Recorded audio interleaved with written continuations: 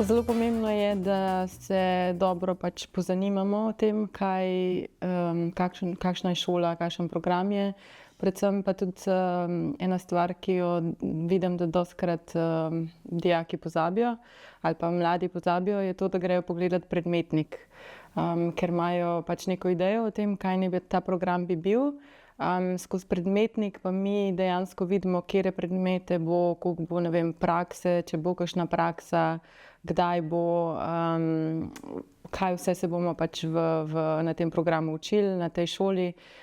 In se pravi, da se čim bolj detajlno pozanimamo o tem, kaj je šola oziroma program, na katerega se želimo vpisati, kaj obsega, in da na podlagi tega tudi vidimo, a so to predmeti, ki nam bojo šli ali pa nas zanimajo, ali pa včasih tudi ugotovimo na podlagi predmetnika, da ta program pa ni za nas.